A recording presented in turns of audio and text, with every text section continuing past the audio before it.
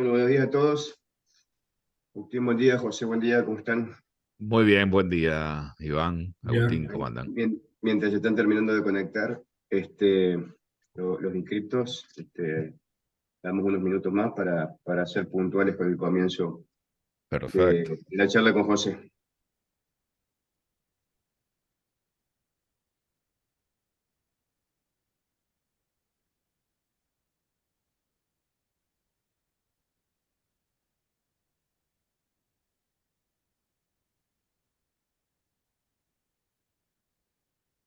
Si querés, José, ir Sí, compartiendo pantalla, a ver si tu cómo no, presentación cómo no. se Vamos ve bien. a organizar eso. Ya deberían estar viendo una placa que dice el mundo y la Argentina. A ver si Perfecto. es así. ¿Se Bueno, ve Excelente. bien, Agustín? la Bueno, para presentación hacer va a estar orientada a esos dos temas. Sí, Iván. perfecto. Me parece que estamos bien con el horario ya y con la cantidad de inscriptos. José, formalmente te doy la bienvenida. La verdad que es un gusto que nos acompañes nuevamente. Más en estos momentos que hay mucho para conversar y para analizar, no solamente con el contexto internacional que lo manejás y lo dominás muy bien, sino también con la parte local de Argentina, donde ahí el escenario es un poco más complejo. Claramente, Sí, claridad no tiene nadie, no, pero con tu capacidad de análisis entiendo que vas a ser capaz a lo largo de esta hora, ayudarnos a pensar cuáles son los pilares que tenemos que tener en cuenta para movernos en los próximos meses, sí, con las limitaciones, ¿no es cierto?, que tenemos, dada la incertidumbre que genera el nuevo gobierno. Incertidumbre, pero vamos a ser positivos, pero combinado con expectativas. así es. Pero supongo que, como habíamos conversado, vas a iniciar un poquito por el lado del mercado internacional, que también ha dado algunas sorpresas de tu última charla que compartiste con nosotros hace un mes y medio, 2 meses. Sí, Cerró noviembre con un fuerte rally en los mercados así es. internacionales, tal vez imprevisto, y con algún cambio de expectativas posiblemente en lo que hace la Reserva Federal y a su política de tasas. No las de corta, pero el mercado empezó a anticipar algunos movimientos de la tasa Ah, de 10 y de 30. Entonces, si te parece, José, tenemos una hora a este call, bueno, y maneja vos un poco lo que consideres relevante del mercado internacional antes de pasar a Argentina, pero somos todo oídos. Y bueno, después quedamos abiertos a alguna ronda de a preguntas. preguntas, exacto. Gracias, ¿Mm? Iván. Un Eh, placer. Como vos decís, veamos primero la situación internacional. Es una situación, yo diría, muy buena y un momento muy, muy, muy positivo, donde estamos viendo el aterrizaje suave, no concretado, porque esta es una tarea que requiere tiempo, quizá el aterrizaje brusco puede ser instantáneo, pero aterrizar las cosas sin romper nada, cuando uno venía de desequilibrios fuertes, como una tasa de inflación que no veíamos en 40 años, es una tarea que requiere pericia, algo de suerte y sobre todo, digamos, que las expectativas jueguen permanentemente de manera favorable, que creo que es el principal elemento en este escenario. Yo creo que este resultado se trabajó duro, no estábamos condenados al éxito, pero trabajamos como condenados para tener éxito. Y lo que estamos viendo ahora es una situación favorable con altas chances de éxito. El aterrizaje suave, uno podría decir, tiene a la nave ya en la cabecera de pista. Hay que estacionarla frente a la terminal, pero la parte más difícil se ha hecho. Y yo creo que el dato más importante hoy de la situación internacional es que uno ve la inflación por fin en retirada. Es la inflación o fue la inflación más alta en 40 años, desde la época de Paul Volcker. 9% fue la tasa más alta de inflación de precios al consumidor en Estados Unidos y superó el 10% en la eurozona o en Gran Bretaña. Y ahora lo que estamos viendo es una fracción. 3% es la tasa de inflación interanual medida por el deflactor del gasto de consumo personal, que es la medida que utiliza la Fed. 2,4% es la inflación interanual en la eurozona. Abajo ahí estamos viendo un gráfico, los países de la OECD, Estados Unidos, Japón. Claramente el pico de inflación que vimos a mediados del 2022, que era la inflación heredada del 2021, fruto del enorme esfuerzo que se hizo para atacar a la pandemia y las consecuencias negativas, los programas de estímulo. El éxito de esos programas de estímulo, la recuperación económica, vino acompañada con una inflación muy alta, muy visible ya en la segunda mitad del 2021, pero los bancos centrales estaban concentrados en conseguir una recuperación económica y que no hubiera un daño económico, sobre todo para el consumidor, que siempre es después el votante, digamos, de los gobiernos. Entonces no se hizo nada en la segunda mitad del 2021 y recién a principios del 2022, cuando quedó claro que la economía había salido con creces de la recesión breve pero muy profunda de la pandemia, recién ahí los bancos centrales tomaron a su cargo volver a dominar la inflación y devolverla a la meta de inflación que todos ellos tienen y que, con ligeras excepciones, alrededor del 2%. Para complicar la cosa, el 24 de febrero tuvimos la invasión rusa en Ucrania, que generó un shock en las materias primas extra, adicional. Así que la inflación, que ya venía en alza en el 2021, aumentó en la primera mitad del 2022, pero empezó a caer fruto de una política monetaria muy, muy agresiva, de un ataque frontal, yo diría, a este desequilibrio, que incluyó en Estados Unidos 4 subas a lo largo de 6 meses, cada una de ellas de 3/4 de punto. Decisiones que se toman y uno desconoce, porque no hay muy buena visibilidad sobre cuál es la situación del sistema financiero, del sistema crediticio. Son decisiones arriesgadas que podrían haber generado un Lehman o un escenario similar. El mercado financiero mostró una solidez extraordinaria, no tuvimos cracks bancarios, la política monetaria pudo seguir siendo muy agresiva sin tener que ser limitada por temores a un efecto real negativo. No tuvimos la recesión tan anunciada, que también parecía obvio. Y yo diría, el año 2022, que fue el año que vivimos en peligro, no este, sino el año pasado, tuvo una primera mitad de inflación desbordada, de política monetaria corriendo muy de atrás a los acontecimientos y por ende teniendo que dar peligrosas zancadas muy, muy grandes, y una segunda mitad donde ya se vio que la inflación acusaba recibo, bajaba, si bien seguía a niveles muy altos, y también se vio que la economía estaba sólida y podía resistir eso, y vimos también que gracias, entre otras cosas, yo diría, al cambio en las regulaciones, Basilea III probó ser esta vez bastante efectivo, se pudo hacer toda esta tarea de retomar el control de la inflación también sin tener perjuicios importantes en el sistema bancario o crediticio.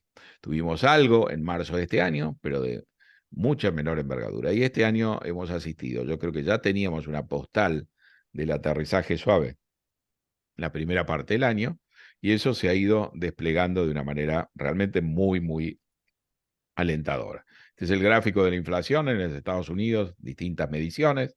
Como te decía, la inflación interanual da 3% medido por el deflactor. La inflación núcleo da 3,5%. La inflación núcleo en los últimos 6 meses a octubre anualizada da 2,5%. Las lecturas en el margen, la lectura de inflación de octubre fue 0, medida por precios minoristas o medida por el deflactor, 0,2, medida por la versión núcleo. La inflación podía estar azuzada este año por una suba de los precios del petróleo, de la energía, que apuntaban a $90 o algo más. Eso se ha desmontado enteramente. Es decir, vemos un escenario en Estados Unidos y fuera de Estados Unidos de inflación replegándose, y la inflación fue el principal enemigo eh, y es la prioridad declarada todavía de los bancos centrales, ¿no? Entonces, ahí podemos anotar ya un triunfo que todavía no se cerró, pero sin duda ya no hace falta atacar a la inflación con suba de tasas. La Fed hace una pausa en junio, sube las tasas en julio, fue la última vez que subió sus tasas, está desde la reunión de septiembre en una situación de pausa, tiene ahora en diciembre una reunión, no va a hacer nada. En el mapa de puntos tenía anotada una suba de tasas, esa va a desaparecer y, como vos decías, el mercado ahora se está preparando, después de los últimos datos, para una eventual baja de tasas. No hay quejas de la Fed, ahí hay consignadas declaraciones de distintos funcionarios de la Fed diciendo que la situación es muy alentadora, que hemos hecho grandes progresos en inflación, dice Austin Goolsbee de la Fed de Chicago, que tiene otra frase que no está consignada ahí, diciendo la inflación está cayendo exactamente como nosotros queríamos. Un halcón como Waller dice que cada vez tiene más confianza en que la política está muy bien posicionada. Waller ha dicho que si la inflación sigue así, podemos empezar a hablar o a pensar en bajar las tasas. Fue el primer funcionario que reconoció ese tema. Antes la Fed rechazaba simplemente como tópico de conversación ese tema. Mester ve progresos claros, digamos, no hay duda porque la data es contundente que la inflación está bajando de una manera sostenida, está bajando todavía, no llega al 2%, la velocidad en el margen está por debajo muchas veces de ese 2%. La economía empezó a ser la amenaza más importante para el comportamiento de la inflación, sobre todo en el tercer trimestre. Es decir, la inflación estaba bajando y la Fed estaba conforme con la baja de la inflación, pero a la par veía una economía que no se subordinaba a todo este ajuste, que creció en la primera mitad del año un poco por arriba del 2%, estando en pleno empleo, cuando la Fed piensa que el tope para crecer sin generar una presión inflacionaria en esas condiciones es 1,8, y en el tercer trimestre sorprendió con un crecimiento que primero se pensó que era de 4,9% y después de 5,2%. Tercer trimestre fue un despliegue, yo diría, de potencia en el crecimiento extraordinario. Eso fue lo que disparó un proceso de suba de tasas de largo plazo, en cierta medida alentado o bienvenido por la Reserva Federal. La Reserva Federal hizo una pausa, la pausa fue agresiva, porque en un marco donde la Fed decía que estaba incómodo con una economía tan vibrante, la Fed, al no subir las tasas de corto plazo, obligaba a que sean las tasas de largo plazo las que subieran. Ese vigor terminó a fines de septiembre y hoy es más bien una situación de desaceleración muy marcada la que estamos viendo. Y entonces, esa combinación de una inflación que sigue bajando, que siguió bajando a pesar de una economía muy fuerte, excelentes números de productividad que ya llevan 2 trimestres, que es una parte que no se menciona mucho, pero que es sumamente importante, porque lo que nos está diciendo es que la economía es capaz en estas condiciones de producir más y de crecer a un ritmo muy fuerte, pero reduciendo los costos, aumentando la productividad, reduciendo los costos laborales por unidad de producto. Es decir, si somos inversores en el equity, abriéndole la puerta a la posibilidad de que los márgenes de las compañías se mantengan y la rentabilidad de las compañías en este nivel de producción pueda inclusive aumentar. Uno ve muchos indicadores que están señalando eso. Acá tenemos el PMI que calcula S&P Global. Las sombras que ustedes ven acá son las tasas de crecimiento del producto, muy robustas. Este es el salto del 5,2%. Y la línea azul lo que mide es, a través del PMI, todos los meses la evolución de la actividad. Es una proxy, si ustedes quieren, del PBI, y es muy claro cómo esto se ha desacelerado. Todavía la medición del PBI no lo recoge, pero lo va a recoger en el cuarto trimestre. Quizá con un crecimiento del 1%, que no es malo, pero que marca entonces que la Fed ha conseguido por fin el paisaje que buscaba. La inflación moderándose, la economía real también moderándose. El Beige Book de la Fed, mucha otra información. La información de empleo está mostrando una desaceleración. ¿Qué puede pasar? Que esta desaceleración se acentúe, que traiga señales de un enfriamiento más importante, que la gente se asuste, y a caballo de esa dinámica es que se ha montado la especulación de la baja de tasas. Por ejemplo, este es un promedio de informes regionales de la Fed que mide la intención de invertir, es decir, lo que piensan los ejecutivos sobre sus planes de CAPEX, ¿no? Y uno ve una desaceleración importante. Los últimos datos del PBI, con la economía creciendo al 5,2%, mostraban también una desaceleración de la inversión. Entonces, es fácil en un mercado que además es volátil en su sentimiento, que después de un salto muy potente del crecimiento en el tercer trimestre, se desacelere el cuarto y aparezcan señales de debilidad hacia adelante. Y de la mano de ese cuadro, que puede quedar en la nada, cabalgan las expectativas de baja de tasas. Powell, que ha cambiado también el tono, ha dicho es temprano, es prematuro especular con la baja de tasas. Pero la baja de tasas está empezando, como vos decías, Iván, muy bien. No por el lado de la Fed, sí por el lado de las tasas de mercado. Al revés de lo que sucedió en el tercer trimestre. La Fed hizo una única suba de 25 basis en julio, pero si uno mira las tasas de 10 años, donde estaban en junio, alrededor de 3,5, subieron a 5, las tasas a largo plazo subieron 150 basis. Hicieron su magia, la Fed se quedó a un costado, no intervino y se ahorró quizás una suba que ahora tuviera que lamentar. Y lo que estamos sucediendo, o el escenario que estamos viendo, es un escenario similar. La economía se desacelera, quizás esta desaceleración se haga más acentuada. Es difícil estimar cuál es la velocidad subyacente, porque venimos de un trimestre excepcional para arriba. Eso podría ser compensado por otro trimestre excepcional para abajo. Buena parte del crecimiento del tercer trimestre fueron acumulación de inventarios. Se produjo, pero no se vendió todo porque la demanda no era tan firme. Se acumularon inventarios, ahora se desacumulan. Es muy difícil ahí tomar decisiones en el margen. Es mucho más cómodo para la Fed permanecer atento y dejar que el mercado, que oscila sus tasas de largo plazo, amortigüe este. Entonces, ahora que estamos viendo, el mercado ha corregido, después de hacer un techo en 5% las tasas de 10 años, ha corregido fuertemente. Ayer teníamos tasas en 4,11, 4,12, hoy 4,15. Digamos, el mercado ha corregido más de 3/4 de punto la tasa larga, ¿no? Y entonces la baja de tasas que plantea el mercado es la que el mercado está haciendo. La Fed va a tomar una decisión más adelante, no va a querer comerse la mague de la economía, va a dejar que ellos lo manejen las tasas largas. Si el frío que aparece, si el desenfriamiento es más que un estornudo, tiene señales de ser algo más complicado, entonces sí, la Fed puede intervenir. Hoy lo que hemos visto fue un octubre muy duro, una corrección del 10% en la bolsa, una suba feroz de las tasas largas que testearon el techo. Todo eso se revirtió como si nada en noviembre, con la misma agresividad, pero cambiada de signo.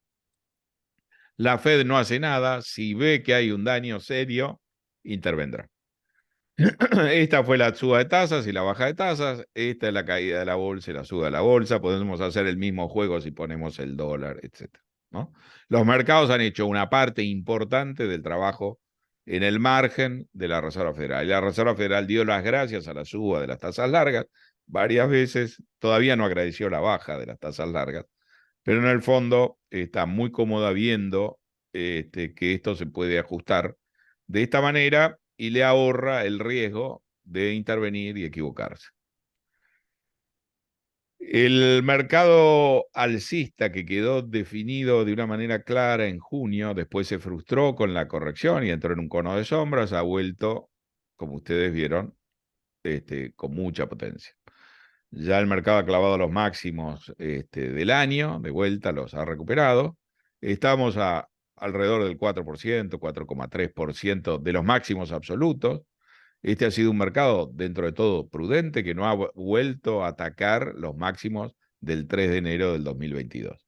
A pesar de que incorporó en su momento una recesión que nunca ocurrió, no ha vuelto a atacar esos máximos, pero en esta dinámica donde vemos que todos los astros se han alineado, la data, los funcionarios, el propio Tesoro que ajustó, digamos, su programa de refinanciación, con todo alineado, con una estacionalidad muy favorable, con posiciones técnicas tomadas, digamos, en contra de la bonanza del mercado por la corrección fundamentalmente de octubre y la suba de tasas largas, que ahora hay que desmontar, es lo primero que uno piensa, que se puede pensar, en que el mercado, el próximo paso que va a dar, antes de fin de año, después de fin de año, aprovechando el rally de Navidad, el rally de enero, todos patrones estacionales muy fuertes, va a ser atacar y buscar superar esos máximos.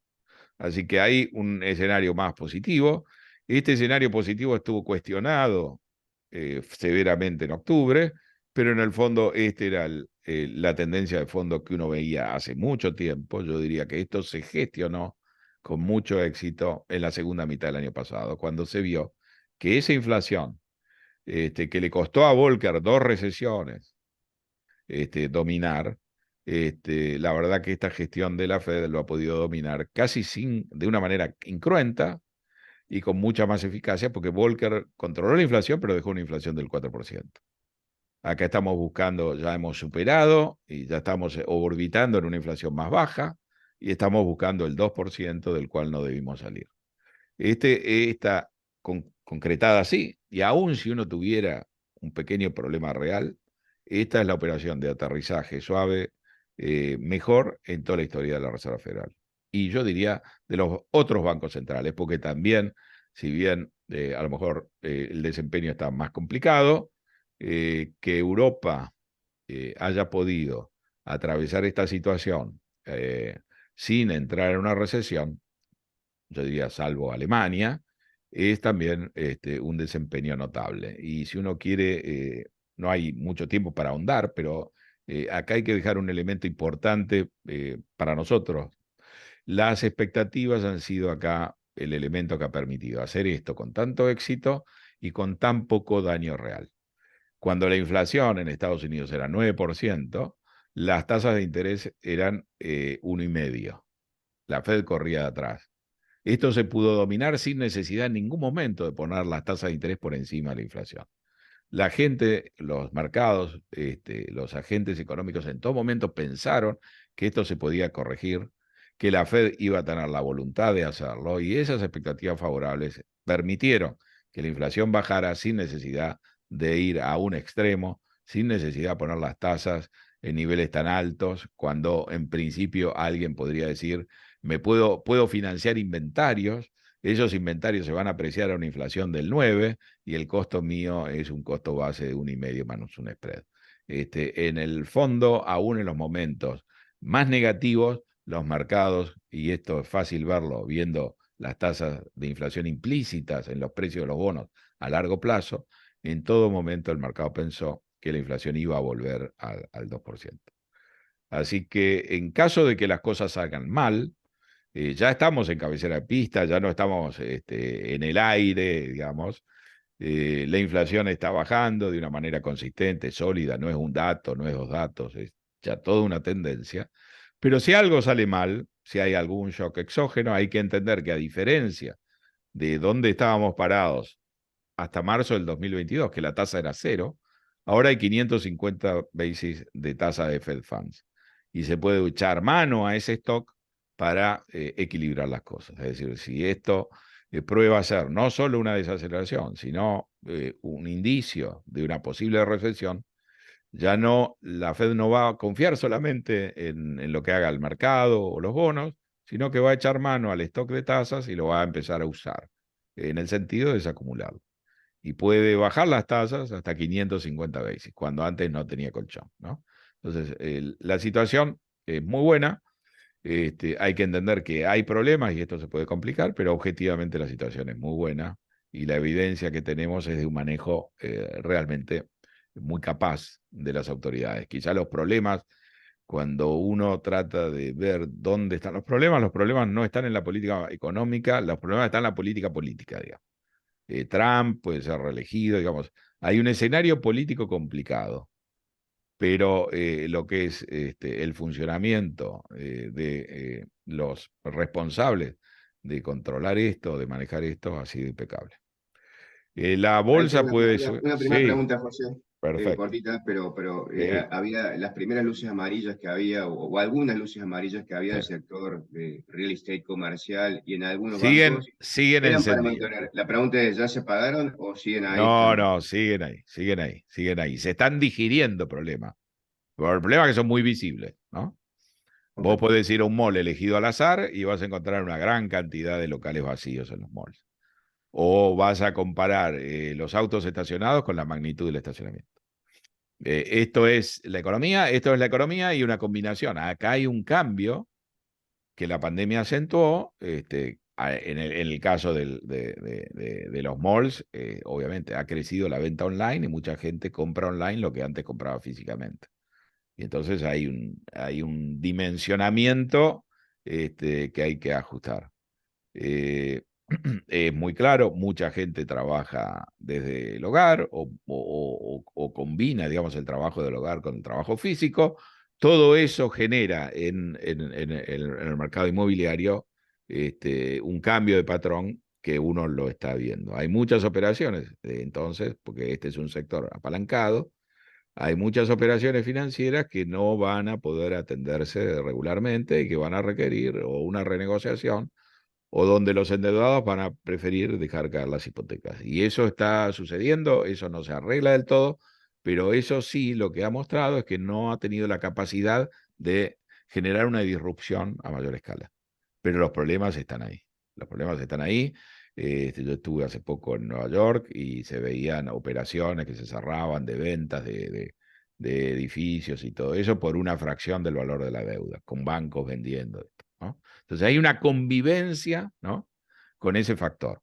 Lo que sí es verdad es que desde marzo todo el mundo puso los reflectores, desde los reguladores, quienes operan, pusieron los reflectores en este sector y están siguiendo esto. ¿Cuál es la buena novedad o la novedad positiva? Es que las tasas largas al subir agravaron más este escenario. Ahora que vemos bajar las tasas largas, empezamos a descomprimir y si pensamos que además la economía ya se moderó y se van a poder bajar las tasas de corto plazo, podemos tener en el margen una visión más favorable. Los balances han venido muy bien, es muy positivo el boom de productividad que finalmente estamos viendo. No nos olvidemos que la inversión se cayó, pero después hubo que invertir mucho para ponerse a la par de la pandemia, para digitalizarse. Las economías se digitalizaron, las personas se digitalizaron. Ahí hay un elemento que debería repercutir en una mejora de productividad y tenemos este tema de la inteligencia artificial, a lo mejor exagerado, pero que también va a jugar. Entonces tenemos un conjunto de factores, balances buenos, tercer trimestre con semejante crecimiento, hay un salto de las ganancias del sector corporativo que se ve en las cuentas del PBI. Ya tenemos la comparación interanual, crecimiento de las ganancias. Es decir, los problemas están, las luces amarillas están y esto todavía no terminó. Pero Pero te te agrego diría, algo que no sé si lo vas a mencionar, eh, pero también una fuerte baja vale. de commodities, ¿no? Y el petróleo.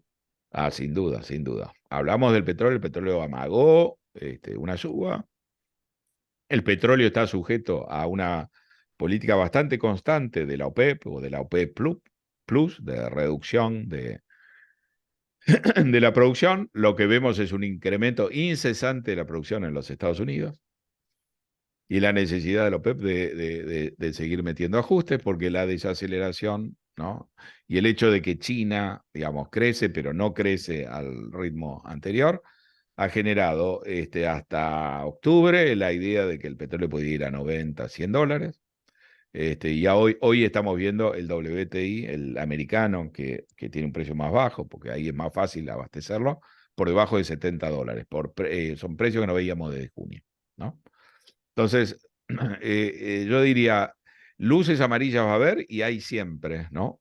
Pero estamos frente a problemas que persisten, pero que ya hemos visto la dinámica y eso se puede manejar, con eso podemos convivir.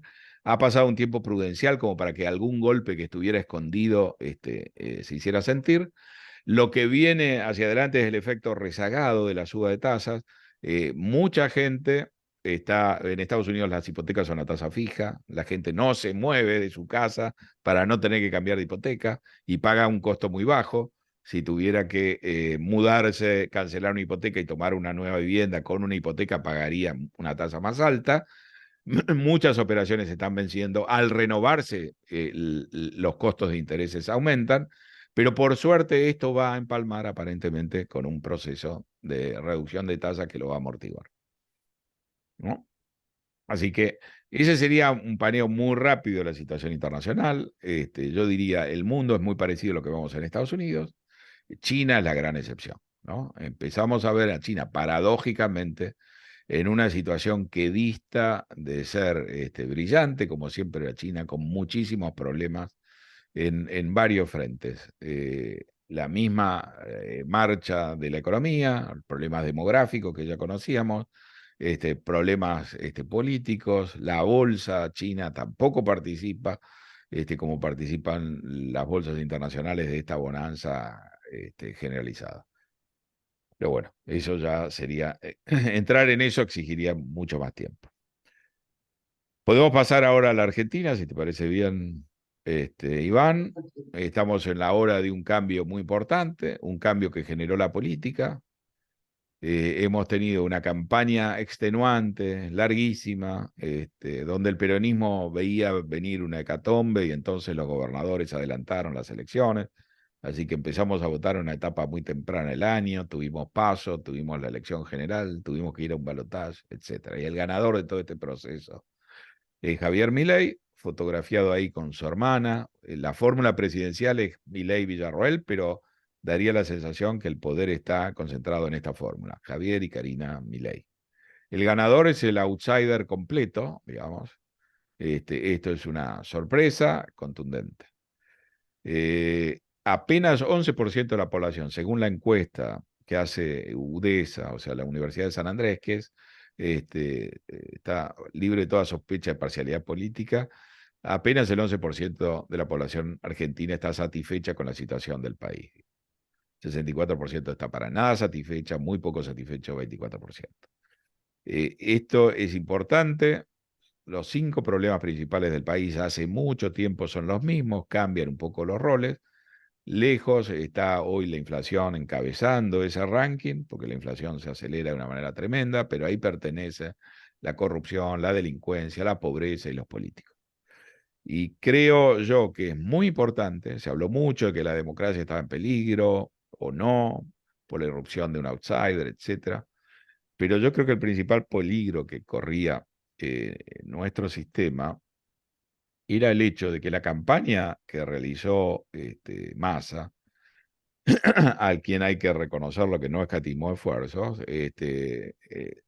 basada en el plan platita, en aumentos de gastos, reducciones muy hábilmente pensadas de impuestos y una serie de dádivas.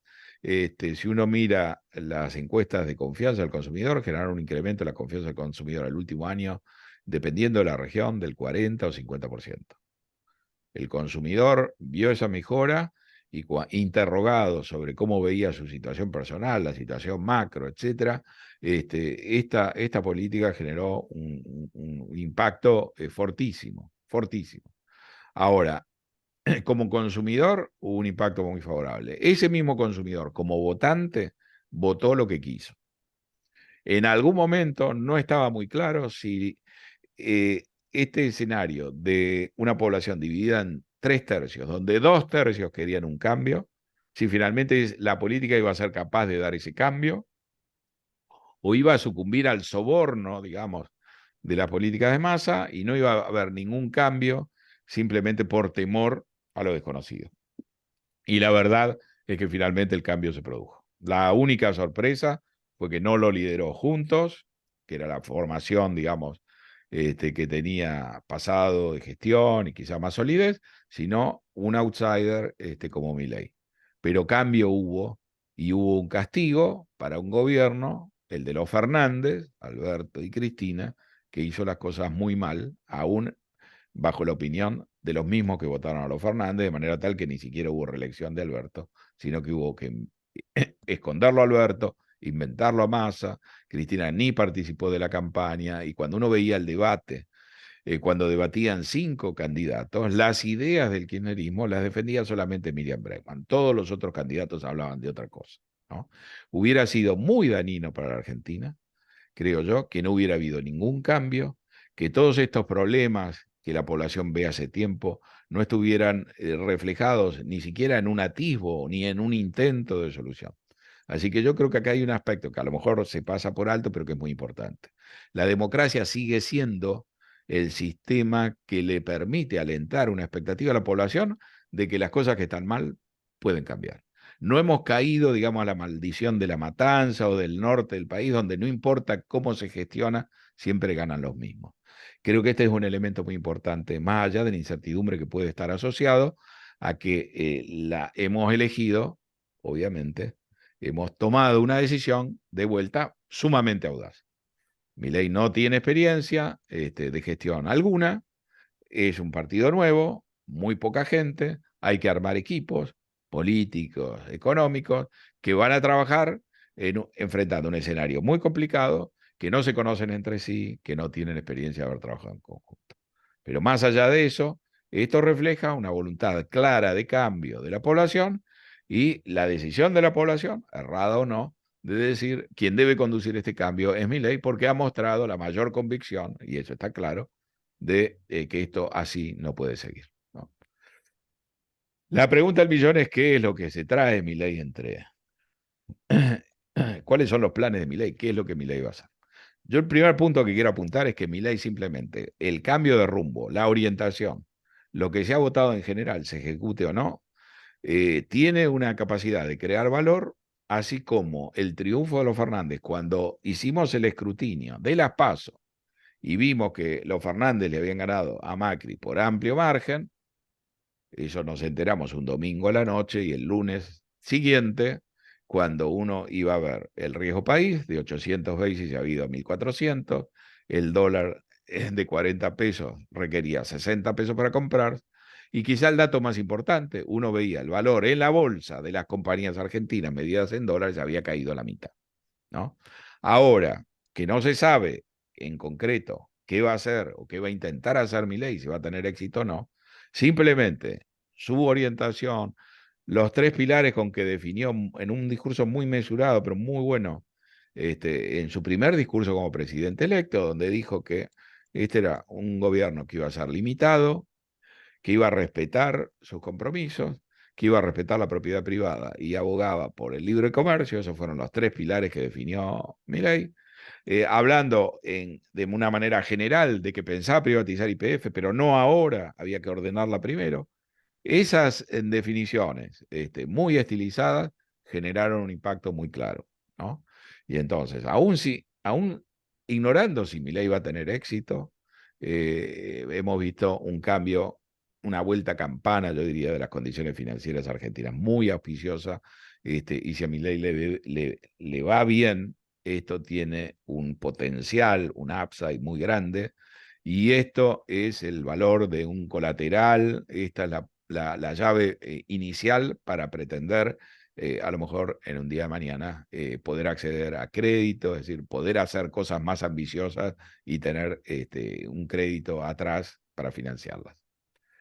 Milei ha hecho campaña con 2 o 3 temas, con tremendo éxito: la motosierra, la casta, el hecho de que va a haber un ajuste y el ajuste va a ser más severo que el que promete el fondo, pero lo va a pagar la casta, la demolición y el cierre del Banco Central, la dolarización, elementos que han caído, digamos, que han tenido una potencia comunicacional formidable y que han generado un voto muy entusiasta, yo diría un 30% de voto muy entusiasta, que uno a veces piensa que son los jóvenes, pero no es necesariamente, es el único núcleo, y es un voto que viene de todo el país, al contrario, digamos, donde peor le ha ido a Milei ha sido en AMBA, donde inicialmente él empezó su campaña.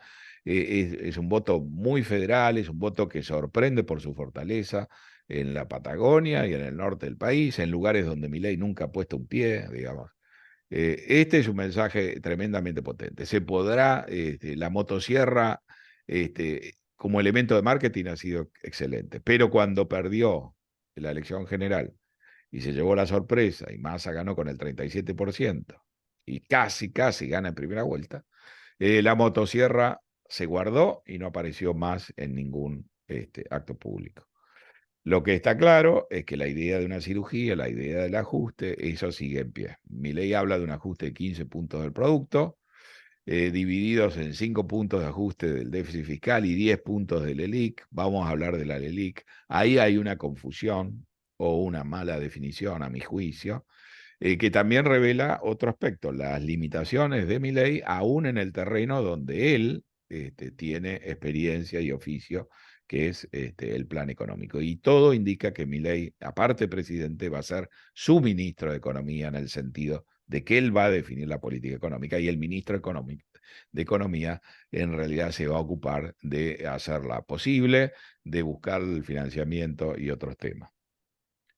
Las condiciones iniciales son tremendamente desfavorables, no hay plata, dice Milei, y probablemente el ajuste que haga Milei esté de alguna manera guiado por esa realidad. Es como si en vez de navegar por instrumentos, vamos a ir navegando viendo las restricciones de caja y en función de eso haciendo el ajuste.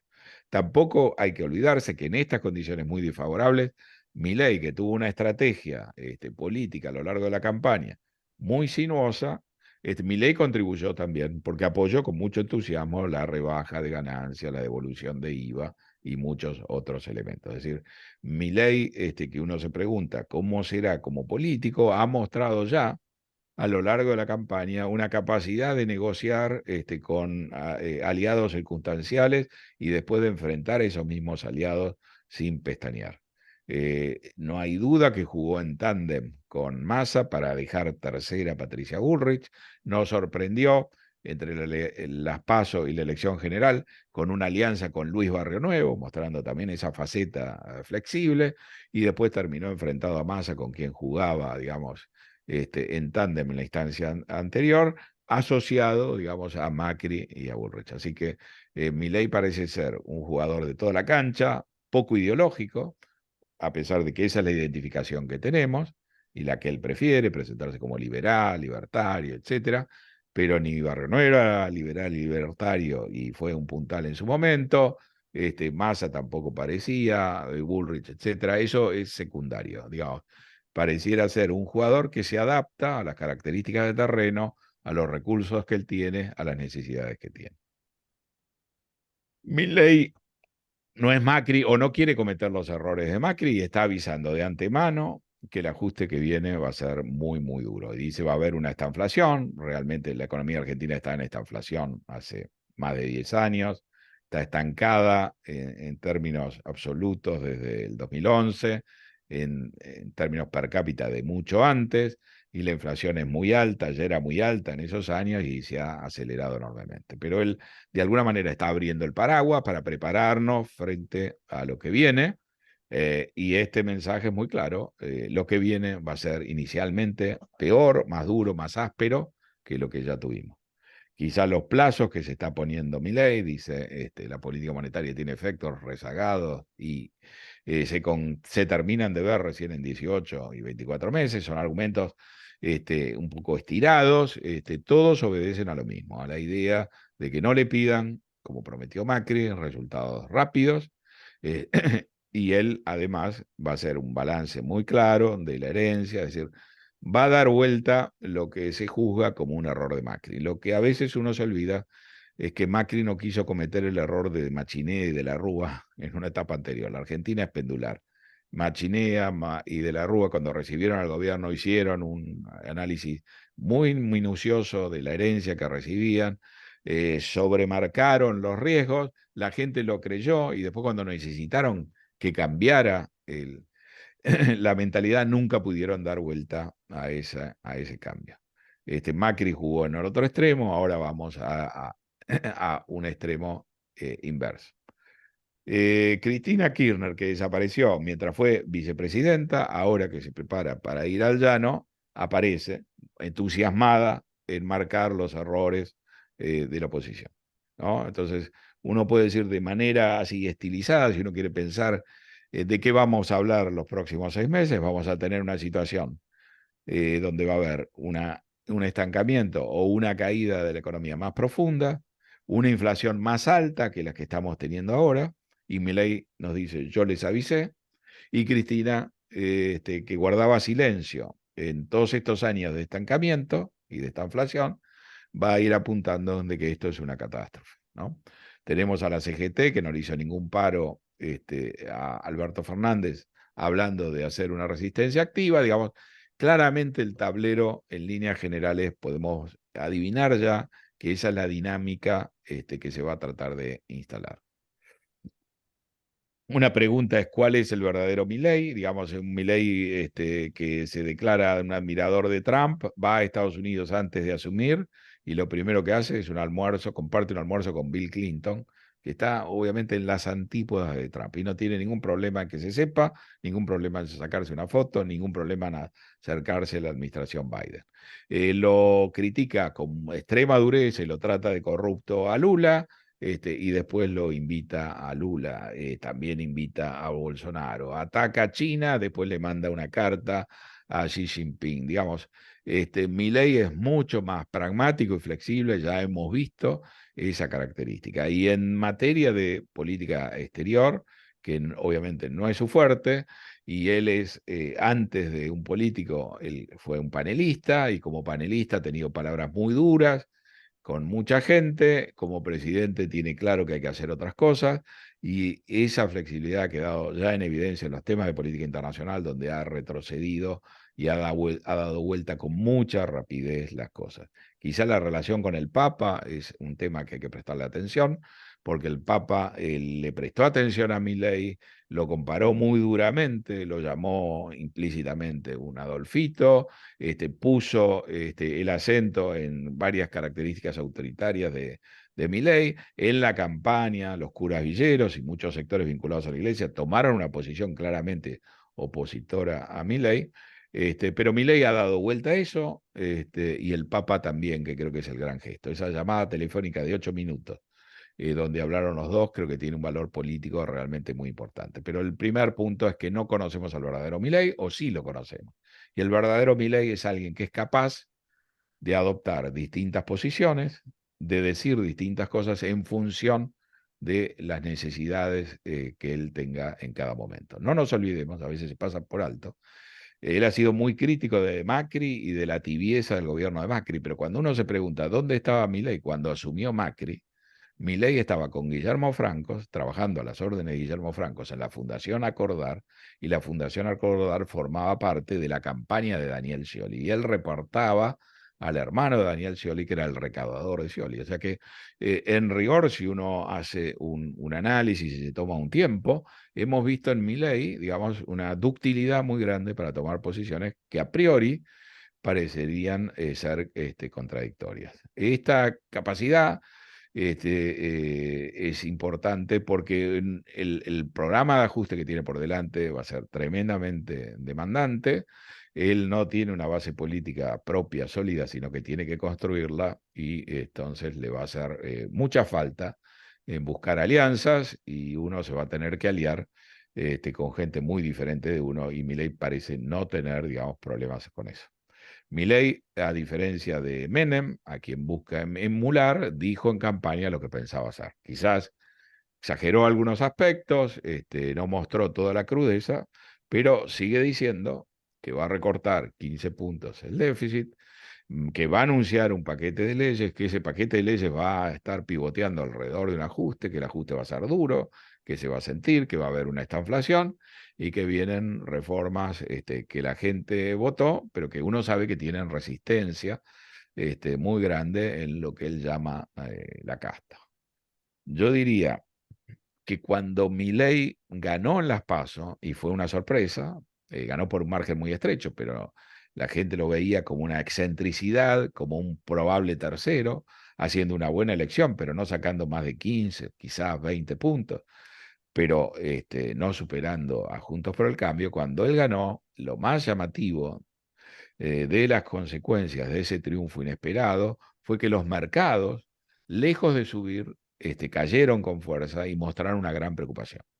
El discurso de Milei generaba no solo la incertidumbre que genera ahora, sino un signo, tenía esa incertidumbre marcadamente negativo. Y eso no ha sucedido ahora, como hemos visto. La orientación de Milei, las palabras de Milei, la mesura de Milei, pero también en el fondo lo que significa el cambio, genera valor. Después, inmediatamente después de las PASO, una destrucción de valor. ¿Por qué ese cambio? Porque uno de los elementos centrales en el mensaje de Milei era el cierre del Banco Central, la dolarización, y la dolarización a toda costa. Uno tiene la impresión de que Milei, además de presidente, quiere ser ministro, lo cual creo que es un error, y que ha elegido un ministro para que tenga una función accesoria, importante, pero accesoria.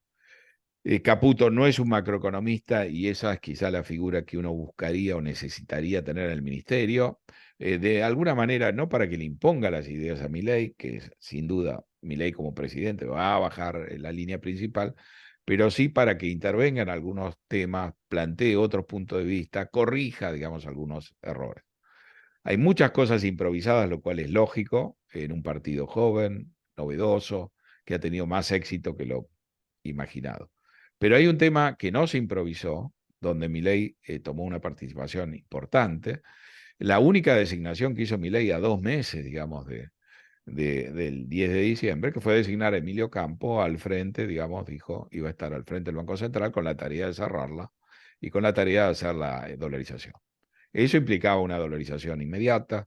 El propio Milei en la campaña habló de que si el dólar subía, dolarizar era más fácil, de que el peso era excremento, etcétera. Es decir, el propio Milei en campaña estuvo ocupado de alguna manera de exacerbar una corrida con el peso, una suba del dólar y todo lo más. Ese era el elemento que en las PASO era más irritante y el elemento que generaba esa reacción negativa.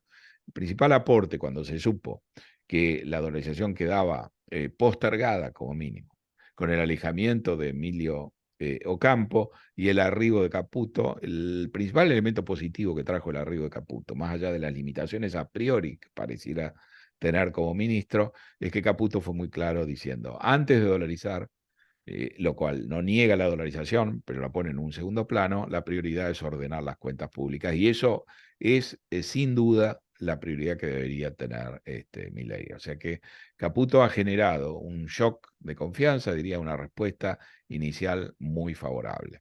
Hay un borrador de un paper o de un análisis que hizo Caputo en el mes de mayo, donde queda muy clara su posición con respecto a la dolarización y a lo que debería ser un nuevo gobierno.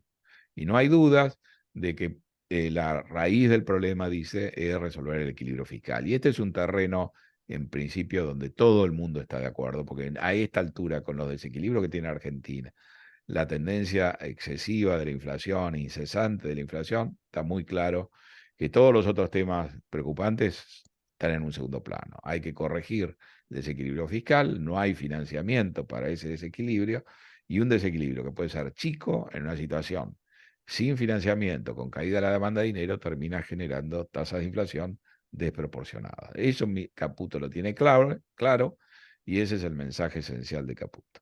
Hay un problema con la deuda remunerada del central, con las LELIC, que ahora ya son más bien pases, que son un múltiplo de la base, todo eso es muy claro.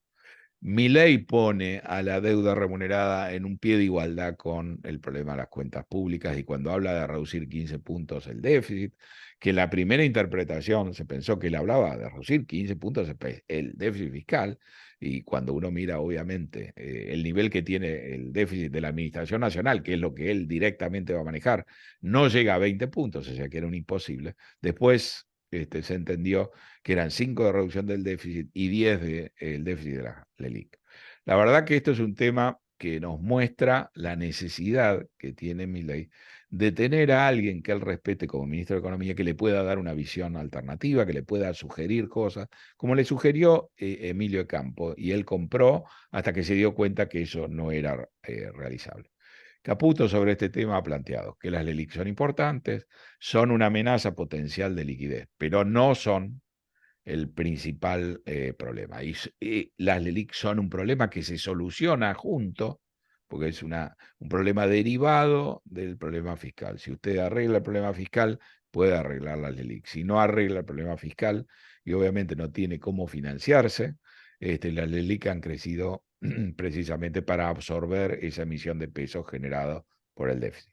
Cuando uno mira el comportamiento de las LELIC, uno entiende muy claramente el problema. Las LELIC surgen de la necesidad de absorber una liquidez excedente que se genera por el déficit sin un financiamiento genuino. Si usted reduce o elimina el déficit, que es la promesa de Milei, que puede no cumplirse, pero digamos lo que Milei necesita es reducirlo de una manera sustancial el primer año, usted también reduce la incorporación de nuevas LELIC. Cuando uno ve el stock de las LELICs y se para en una LELIC concreta, lo que uno ve es que las LELIC disminuyen porque en términos reales se licúan. Entonces, no hay déficit porque si usted paga una tasa de interés inferior a la inflación, la situación patrimonial del Estado no se perjudica, sino que mejora, y por ende no hay déficit, pero claro, hay una montaña de LELIC porque hay una montaña de desequilibrio fiscal que va sumándose a las LELIC. Este es un punto que parecería ser trivial o menor, pero no lo ve así Milei, y en el énfasis de hablar de esto, a pesar de que ha dicho muy claramente, y el mercado le cree, que él no va a buscar soluciones que no sean voluntarias, esto ha generado, digamos, un cierto ruido. Entonces, acá hay un valor agregado de Caputo y habría un valor agregado de tener un macroeconomista que le corrija a Milei estas cosas o que le plantee, digamos, un punto de vista operacional que evite cometer un error delicado. Está claro que también Caputo, a diferencia de Ocampo, plantean que la dolarización es útil, puede ser importante para estabilizar la demanda de dinero y para bajar la tasa de inflación de una manera más eficaz y más rápida, pero que no se puede hacer a cualquier precio o de cualquier manera. No se puede hacer sin tener dólares. Y ese creo que es el cambio sustancial que hay.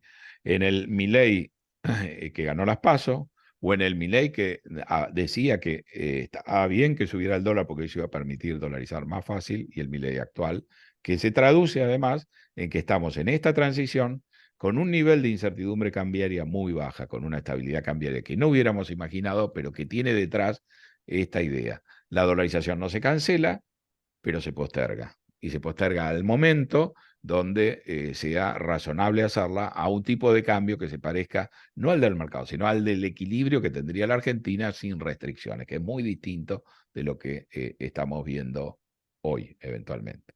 Así que Caputo ha sido una adición muy buena, a pesar de que uno pudiera decir, quizás no es el rol ideal que debe ocupar. La incorporación de Joaquín Cotani lo completa mucho más y además transmite la impresión de que Milei también está escuchando, recibiendo la colaboración de otra gente, como puede ser Cavallo. La incorporación de Osvaldo Giordano, ministro de de Finanzas de Córdoba, ministro de Economía de Córdoba, que es un economista también versátil, aunque esté ahora ocupado del ANSES, creo que también es una señal muy clara. Haber leído en los diarios de hoy que ayer estuvo Federico Sturzenegger también reunido, digamos.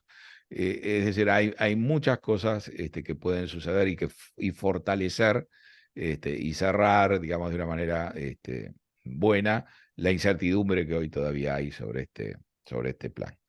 Es decir, acuérdense esta declaración de Milei: cuanto más alto esté el precio del dólar, dolarizar es más fácil. Lo que vino después, que el peso era experimento, digamos, eso era la incitación a una corrida que el mercado interpretaba que era la manera de facilitar la dolarización, pero el problema era que no había corrida razonable que hiciera la dolarización factible, porque el dólar tenía que irse a niveles extraordinarios. O este borrador, donde se hablaba de una hiper de 45 o 60 días en una institución muy ligada a Ramiro Marra, digamos, ¿no? Digamos, la idea de que se iba a buscar una altísima inflación y una corrida cambiaria para poder dolarizar y después estabilizar, ¿no? Esa idea era tremendamente desestabilizante y eso ha quedado, por fortuna, en un segundo plano. Pero eso no surgía de una improvisación, eso surgía de una decisión que había tomado Milei y de una opción que había tomado Milei y que recién descartó cuando ganó la elección. Caputo ahí hizo un esbozo muy razonable: hay que hacer el ajuste fiscal, hay que conseguir eventualmente un superávit que permita reunir más dólares y hay que armar una arquitectura realista. Los activos que tenía en su hoja de balance el Banco Central, los activos del Tesoro intransferibles, ahí estaba el error, no valían y no iban a conseguir el financiamiento que se planteaba en el esquema de Ocampo, sencillamente. Que se pueden conseguir otros activos, puede ser, pero van a ser escasos, etcétera. Que tenga sentido dolarizar, tiene pros y contras que conocemos. Y hemos vivido la experiencia de la convertibilidad como para conocer los pros y también los contras. Es probable que Milei considere esto una parte fundamental de su gobierno y lo quiera hacer igual. En un año o en 2 años más probablemente, quizá como caballito de batalla de la elección de mitad de término, esto se pueda plantear y a lo mejor hay un apoyo del ciudadano. Pero hacerlo ahora era muy desestabilizante y postergar esto creo que es el elemento central que explica por qué la transición ha sido tan pacífica cuando uno podía esperar algo parecido a la reacción que hubo después de que Milei triunfara sorpresivamente en las PASO. La flexibilidad de Milei. Y lo que podemos esperar en Milei es un arco tan amplio que no solo no vamos a tener una dolarización inminente, sino que lo que parecía la alternativa, presentada por otros que también querían un cambio, que también querían bajar la inflación, que están de acuerdo en hacer el ajuste fiscal, que era tener un Banco Central independiente, tampoco vamos por postergar la dolarización a un Banco Central independiente. Vamos a un Banco Central cuyo presidente lo elige el ministro Caputo. Es su socio en su actividad, Santiago Auxilio.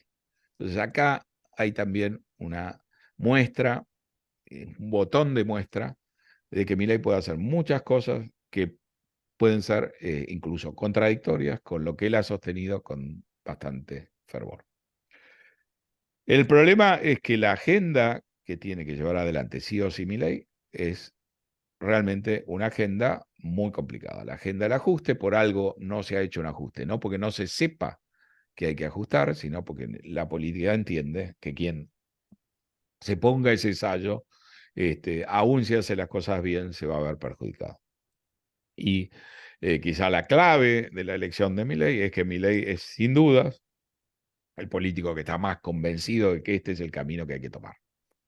Ahora, ¿cuál es el enigma? Bueno, acá va a haber que tomar decisiones que van a tener un impacto directo muy fuerte. Inflación en los próximos 2 meses, los próximos 3 meses vamos a tener más del 50% de inflación a ojos cerrados, en distintos esquemas que uno pueda pensar que Milei va a querer ejecutar, inclusive en algunos donde la devaluación no es muy grande, se mantiene el impuesto país, digamos, pesan otros elementos y a lo mejor la corrección no se hace plenamente de movida. Ya hay subas preventivas de precios, el impacto va a derramar de una manera u otra. Quizá el esquema de política económica de Milei tenga en cuenta esta inflación para terminar de generar ajustes en los precios relativos o para facilitar el ajuste en los precios relativos. Si las LELIQ son un problema porque lo que reflejan es una cantidad excedente de pesos muy grandes, 50% de inflación a esa cantidad de pesos que ajustan por una tasa que puede ser nominal muy alta, pero que en 3 meses no son ni la sombra del 50%, eso se va a corregir. Hay muchos elementos ahí en juego. Milei ha abierto el paraguas, nos avisa de que esto va a ser duro y nos dice también, tengo pensado para eso un ministerio de capital humano que sí va a tener plata para atender las consecuencias. Acá está flotando, y Cristina lo recordó cuando dijo que esta inflación es catástrofe social, y no solo es esa definición, es el silencio de Cristina durante tanto tiempo y su aparición para marcarle, digamos, después de no ver la viga en el ojo, para marcarle la paja en el ojo del próximo gobierno, plantea este tema, cómo hará el gobierno para llevar adelante su agenda y lograr que la protesta en la calle no lo haga invalidar. Y acá uno tiene que tener presente las 14 toneladas de piedra que respondieron a Macri después de haber ganado la elección de mitad de término, cuando Macri quiso llevar adelante la reforma previsional. Hay advertencias de la CGT, de los piqueteros y de muchos políticos, ya lo hemos escuchado a Grabois, etcétera, e inclusive una reacción intempestiva de un sindicalista de Aerolíneas Argentinas que después se dio cuenta que todavía Milei no había asumido como para tomar una posición tan belicosa. En principio uno podría decir, perro que ladra no muerde, ¿no? Pero es clarísimo que el ajuste va a morder, va a tocar intereses, negocios específicos y que la gente que se ve afectada o que cree que va a ser la próxima en ser afectada va a reaccionar con mucha fuerza. Es muy clara la posibilidad, la posición de debilidad con la que nace el gobierno de Milei, y Milei no solo tiene que hacer un ajuste, y a lo mejor como economista ahí es donde tiene más capacidad, sino que tiene que construir una arquitectura que lo apoye políticamente. Ya hemos visto la relación con Macri, ha cerrado, creo yo, un acuerdo muy profundo, muy importante con Patricia Bullrich, que eso involucra la participación a pleno de Patricia Bullrich en un área que es el que de manera directa va a tener que frenar los problemas en la calle, más la defensa con Luis Petri. Este, hay que, Macri dice, está rodeado de peronistas, Milei, bueno, no en vano, porque Milei tiene que armar un apoyo político y no alcanza tampoco con la gente que puede seguir a Macri. Los radicales están en una posición difusa. Y yo diría, mirando esto desde el otro punto de vista, la irrupción de Milei ha fragmentado todo el arco político. Entonces se puede hoy negociar con mucha gente que antes uno veía que no tenía, que podía tener la voluntad, pero no podía hacerlo porque había un liderazgo muy fuerte por encima que no dejaba sacar los pies del plato. Acá se ha roto el plato, lo que diga Cristina importa, pero ya no es decisivo. Hemos visto que lo que dice Macri importa, pero tampoco es decisivo. Y si Milei no quiere quedar de rehén de nadie, lo que va a hacer es lo que está haciendo. Si Milei entiende que los votos de Macri son votos de él también, que si Macri quiere enfrentarse a Milei, el votante de Macri lo que va a priorizar es que le vaya bien a Milei, Milei entonces se siente, le da las gracias a Macri por el apoyo recibido, pero él se siente que él también comanda ese voto. Y lo que sale a buscar es el voto que no tiene o el apoyo que no tiene en los dirigentes del peronismo, entiendo yo, que han quedado liberados ahora y que pueden hacer un juego, no por siempre, mucho más flexibles y que son los que él necesita para avanzar en el Congreso con su programa de leyes. Acordémonos, el primer año de gobierno de Macri, que tenía una posición débil también, porque tenía minorías en las dos cámaras, era mucho más fuerte y tenía más experiencia que Milei. El primer año Massa fue un colaborador importante, digamos, de Macri. Y estamos en una situación así, pero hay que trabajarlo. No hay plata, la plata que había se la gastó Massa, todavía hay cuentas que pagar. Milei lo ayudó a gastarse parte de la plata y a dejar, digamos, en el margen un déficit mucho más grande que el promedio de este año. Y la falta de plata preocupa a los gobernadores, porque más allá de que a Milei le pueda ir mal, si le va muy mal y ellos no tienen plata, también les va a ir mal a ellos. Y esto es otro momento u otro motivo para sentarse en una mesa a conversar. Ya hemos visto cómo Milei podía tener un acuerdo con Barrio Nuevo, algo que no imaginábamos, y digamos, también Milei tiene que negociar y trabajar en el terreno de los sindicatos, y hay muchas razones por las cuales muchos sindicatos del sector privado o sindicatos que están enfrentados con otros podrían, digamos, aliarse con Milei. Hay poca plata, pero esa poca plata y la lapicera la van a tener Milei, y entonces llevarse bien con Milei en una situación austera puede sí ser una diferencia importante entre estar un poquito mejor o estar decididamente mal. Así que en el fondo, Milei tiene un terreno donde todas las piezas están sueltas. A veces eso es bueno, en estas condiciones sí, otras veces va a ser muy difícil llegar a acuerdos cuando todo el tablero está fragmentado y a veces es mejor hablar con poca gente. Pero digamos, esta es la realidad y Milei va a tener que pescar en todas estas peceras los apoyos necesarios para pasar por el Congreso y para atravesar su relación con la sociedad y con la calle. Ahí creo un elemento muy importante. La Corte ha recibido a un ministro designado, pero que podía no ser ministro, como Cunio Líbaro. Comparen cómo recibió la Corte a Macri, con un fallo que le decía, señor, usted tiene que pagarle millones de pesos a varias provincias. Un tema que estaba encajonado, guardado en una discusión de 8 o 9 años, asumió Macri y la Corte le pasó una factura. Ahora hay una situación totalmente distinta.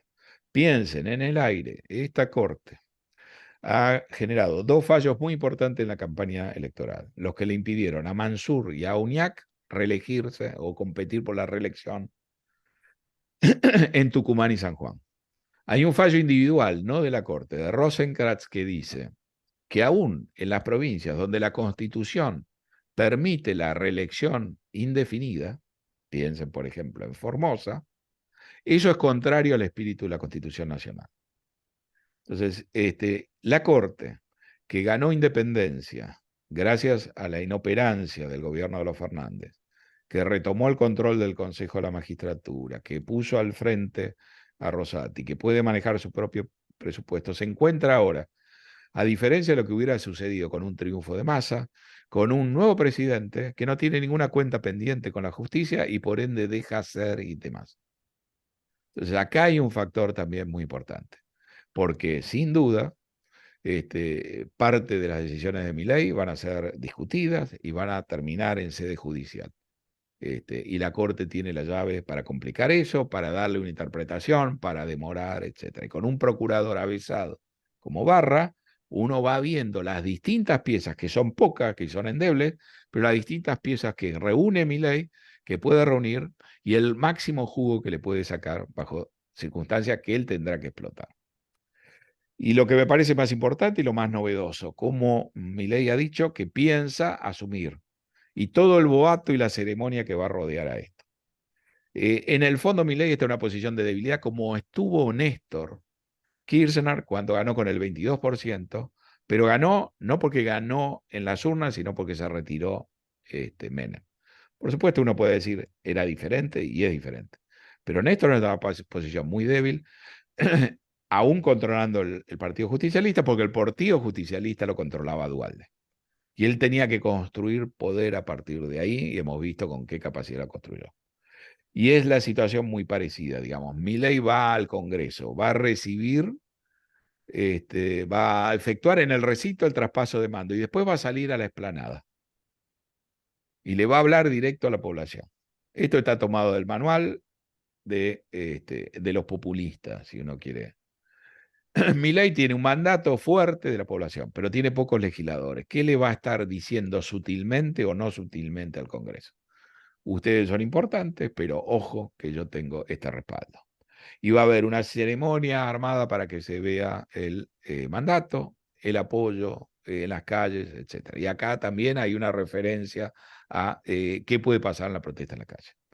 Y si no llueve y es un día agradable y todo lo demás, vamos a ver a muchísima gente con mucho entusiasmo, porque acá el 30% que lo votó a Milei tiene un entusiasmo muy fuerte, y el resto de la gente que a lo mejor maltrató Milei, muchos de ellos son los padres de los que lo votaron con entusiasmo, van a poder ir en familia y todo lo demás. Y lo que está procurando señalar Milei es eso, ¿no?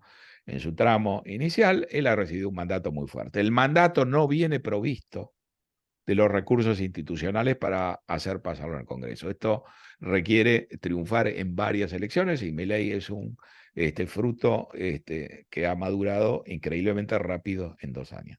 Pero acá hay un juego, ¿no? Y yo creo que hay toda una arquitectura que se está trabajando donde hay que buscar apoyos, donde está el votante implícitamente apoyando, aunque el dirigente diga otra cosa. Ya hemos visto con Gerardo Morales, que pidió la abstención, hizo señales de querer jugar más bien con Massa, y el resultado es que en Jujuy ganó Milei, ¿no? Entonces Milei tiene apoyo de ciertos dirigentes, ha buscado cerrar un acuerdo, que lo hizo con Patricia Bullrich, tiene una buena relación con Macri, pero no tan cercana, ha tomado la gente a título personal y no tiene ningún empacho en tomar gente de cualquier lado, inclusive en mantener a gente de masa en la gestión. Esa flexibilidad viene dictada, si ustedes quieren, por características de Milei, pero además por las circunstancias. Las circunstancias lo obligan a Milei a construir con todo lo que pueda encontrar. Eso involucra a los gobernadores, que tienen una situación endeble que él puede usar. Eso involucra a sindicalistas, que es otro aspecto que él ha mostrado que puede buscar. Eso involucra a la Corte, a la Justicia, donde Milei no ha designado un solo juez, pero Milei puede ser un margen de libertad y de autonomía que la justicia anhela. Y la señal que me parece muy importante, el llamado telefónico del Papa. El Papa ha mostrado, digamos, en toda la campaña una posición encontrada, pero el llamado telefónico, hablar 8 meses, creo que tiene una señal muy importante. Se puede hablar con Milei. Milei no es un hereje. Hay un diálogo restablecido con el Papa, y yo creo que eso es una señal para toda la sociedad de que a Milei también hay que respetarlo como un elemento más, y no se puede, digamos, invocar que él ha ofendido al Papa, como lo hizo un par de veces en el debate Massa, planteándole que debía pedirle disculpas al Papa, y yo creo que esta es una señal pacificadora, digamos, importante. Más allá de que en la agenda de Milei es una agenda, como él dice, capitalista, pero en esa agenda también hay un punto en comunión muy importante con la Iglesia, como la idea de revisar la ley de aborto, ¿no? Entonces, vamos a una situación de gran incertidumbre donde el propio expertise central de Milei como economista que le ha abierto las puertas de este triunfo, digamos, porque acá, a diferencia de Bolsonaro, Trump, no ha ganado un ignorante en temas económicos, sino ha ganado un experto, digamos, que ha hablado de temas muy concretos y la gente ha comprado, digamos, ese discurso.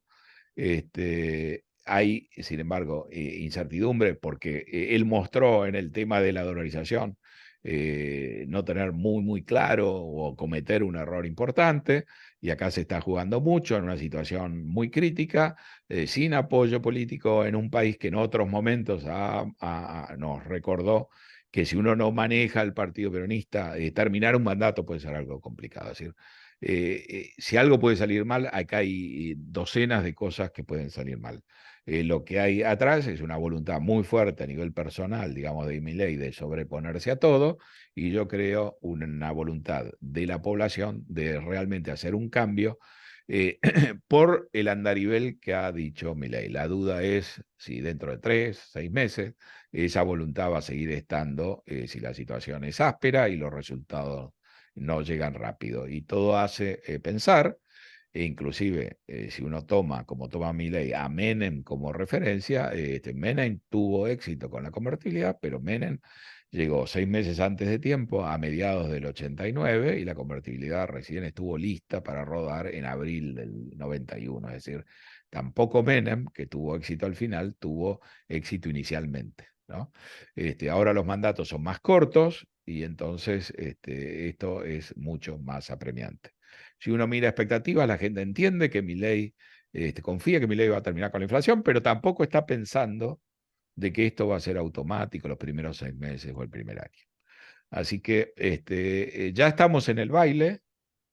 Uno podría pensar que sin la irrupción de Milei, el cambio hubiera prevalecido igual, porque eso era lo que pedía y quería la sociedad.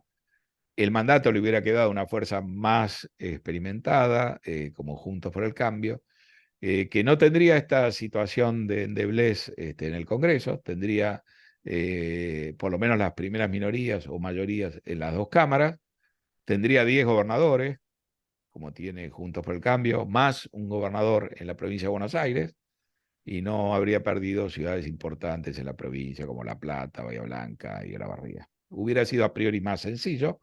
A lo mejor esta convicción que exuda Milei no sería tan firme, pero digamos, claramente el voto ha buscado otro camino, ¿no? El mismo propósito, pero puesto en manos de una persona vehemente, con un mensaje muy claro, y que esta vez, 4 años atrás, se eligió a los Fernández por su mesura. Ahora tocaba arriesgar un poco más, creo que por eso Bullrich le ganó a la reta y Milei le ganó a Bullrich, porque se buscaba ese rasgo que sin duda Milei lo tiene. Yo dejaría acá, Iván, escucho las Perfecto, preguntas. José. Sí, Me parece bien por el tiempo y sí levantar algunas preguntas que están llegando de dale. los invitados. Para no Sí, extenderlo más, lo vamos a limitar a dos preguntas.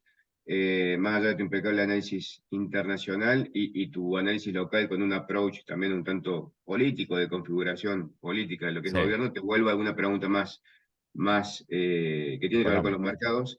Sí, Y vuelvo sobre el ELIX, que era una bien. pregunta que yo tenía para hacerte y veo que alguno de los participantes también levanta algo en esa línea. Y tiene que ver con esta idea de que eventualmente Caputo podría estar pensando en reemplazar deuda del Central por deuda del Tesoro. Si eso fuese así, ¿cómo imaginás esa dinámica y contra qué tipo de títulos eventualmente La podría hacerse? imagino voluntaria, para que tengan una referencia, tomaría lo que hizo Caputo cuando le tocó hacer algo Los parecido, DAX. digamos, cuando había que reemplazar Levax, no son exactamente lo mismo. Mm, Desde el punto de vista monetario, acá hay que entender que una cosa es deuda del central y otra cosa es deuda del tesoro. En este sentido, si el tesoro se endeuda y los pesos los gasta, no es exactamente lo mismo que colocarle el X, porque digamos ahí hay una expansión monetaria, ¿no? Por el multiplicador. mm, Si el tesoro cambia y toma en su cabeza ese endeudamiento, pero los pesos los deja en el central, el efecto monetario es igual, ¿no? Yo creo que políticamente hay una presión de Milei que haga que a lo mejor Caputo plantee este canje. Lo pienso enteramente voluntario a través de licitaciones, etc.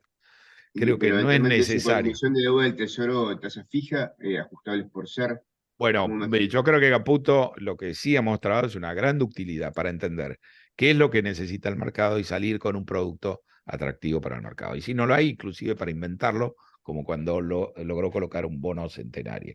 Así que creo que Caputo va a buscar y sondear en el mercado qué tipo de deuda del Tesoro el mercado necesita. Si hay un progreso, digamos, la clave de esto, me parece, es ir al corazón. ¿Cuál es el tema? A Milei no le sobran los recursos. La situación es desesperante. Y el apoyo político que él puede lograr está atado a que se mantenga el apoyo popular, ¿no? Entonces, eso lo obliga a pensar muy bien qué es lo que va a hacer, porque daría la impresión que tiene como una bala de plata que tiene que aprovechar muy bien, ¿no? Entonces, yo diría, ¿qué es lo esencial acá? Para mí, lo esencial, y a partir de ahí se derivará cómo se resuelven las LELIC o digamos, qué otra nueva faceta tiene este mismo problema. Yo diría, lo esencial es conocer un diseño razonable de programa fiscal que tenga sustentabilidad, y por esto interpreto que no esté basado únicamente en decretos o en no pagar. Esto tiene que tener un diseño que pase por el Congreso, que tenga aprobación y entonces que pueda ser sustentable. Y el tercer elemento, es decir, el programa tiene que tener una lógica. Si la lógica está errada, vamos mal. Tiene que ser sustentable, tiene que pasar por el Congreso, tiene que tener una venia, digamos, y una aprobación, como para que no sea frenado el día de mañana fácilmente la justicia o los progresos se den marcha atrás. Y el tercer elemento, crucial, pero más importante cuando no gobierna el peronismo, es este programa tiene que ejecutarse y la protesta tiene que proceder, pero sin paralizar el país o sin generar un daño tal que impida que esto continúe. Y acá hay que pensar en las 14 toneladas de piedras que se volcaron en el Congreso, que hicieron zozobrar un gobierno como el de Macri, que había ganado un mes antes de una manera contundente las elecciones de mitad de término. Ahí está lo central. Si eso empieza a funcionar, no si el déficit se corrige enteramente, porque eso no lo vamos a saber hasta el fin de año. El grueso del déficit es en los 2 últimos meses del año. Pero si vemos que hay medidas razonables, se ejecutan, hay protesta, pero la protesta no impide la ejecución del programa, ahí cambia todo de una manera muy, muy positiva. Y lo que hemos visto de mejoras, de riesgo país y todo eso, son simplemente un aperitivo al lado de lo que puede venir. Y ahí se va a abrir, creo, un panorama para resolver el tema de las LELIC, que creo que se va a resolver por el fogonazo de la inflación. En Mm. términos de lo que es el problema, que está muy bien expresado por Caputo. Hay muchos pesos que están capturados ahí, pero los pesos tienen una demanda real de saldos monetarios reales. Si yo le meto un fogonazo de precio, ese excedente en términos reales cada vez más chico. La gente va a necesitar los pesos, el problema lo voy a achicar. ¿No? Y ahí puede ser, a instancias más de mi ley, que de la necesidad, que se quieran prolijar la hoja de balance del central y esta deuda, entonces ponerla en cabeza del Tesoro. No me parece esencial, pero sí me parece que es algo que le van a prestar atención, porque creo que Milei quiere que se resuelva y Caputo me parece que está acá, no porque le haya dicho que no a las cosas que quiere Milei, sino porque me parece que le está mostrando una manera sensata de ejecutarlas, siendo Milei paciente. Lo que él dice es, hagamos esto primero y después lo segundo. Clarísimo, José. Bueno, siendo las 11, me parece que para ser prudentes con el tiempo de todos, agradecerte, agradecerles a todos los que se ¿No? sumaron y convocarte nuevamente para que nos acompañes en estos ciclos del Esto va a año, seguir va a ser el año girando. 2024 ya, pero seguramente vamos a estar contando con tu análisis regular en materia de Bueno. mercados globales y locales. Así que muchísimas gracias, José. Gracias a Gracias a todos vos, Iván, los que y se a todos los que han sumaron. estado. Y gracias por la Y pregunta. bueno, esperemos que el lunes arranquemos con estos nuevos aires y con cosas que le vayan saliendo a la nueva administración. Así que Exacto. gracias. Gracias a vos. Adiós. Muy buenos días a Adiós, todos. José.